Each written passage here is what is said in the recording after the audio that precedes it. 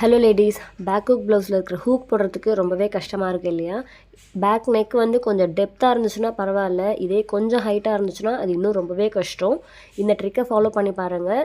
Back neck கொஞ்சம் ஹைட்டாக இருந்தால் கூட பரவாயில்ல. எப்போவுமே நம்ம என்ன பண்ணணும்னா, ஹூக் போடும்போது கீழேருந்து போடவே கூடாது. ஹூக் எப்போவுமே வந்து மேலேருந்து தான் போடணும். நீங்கள் மேலேருந்து போட்டிங்கன்னா அடுத்தடுத்த ஹூக் வந்து தானாகவே வந்து உங்களுக்கு போடுறதுக்கு ஈஸியாகவே அமைஞ்சிரும்.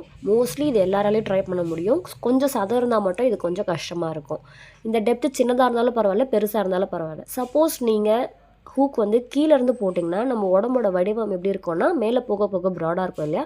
ஸோ இந்த மாதிரி துணி விலகிடும். அப்போ நமக்கு ஹூக் கையில் மாட்டாது. அப்போ ஆப்வியஸாக நம்ம வந்து இன்னொருத்தவங்கள ஹெல்ப்பை வந்து கேட்குற மாதிரி தான் ஆகிடும். ஸோ இந்த ட்ரிக்கை ஃபாலோ பண்ணி பாருங்கள். எப்போவுமே ஹூக் போடும்போது மேலேருந்து போடுங்க. இந்த இன்ஃபர்மேஷன் யூஸ்ஃபுல்லாக இருக்கும்னு நினைக்கிறேன். இந்த வீடியோ பிடிச்சதுன்னா மறக்காமல் சேனலுக்கு லைக் பண்ணி சப்ஸ்கிரைப் பண்ணிக்கோங்க. இது மாதிரியே நிறைய டிப்ஸ் கொண்ட ஒரு வீடியோ வந்து என் சேனலில் போஸ்ட் பண்ணியிருக்கேன். கீழே இருக்குது, டேக் பண்ணியிருக்கேன். செக் பண்ணி பாருங்கள். தேங்க்ஸ் ஃபார் வாட்சிங்.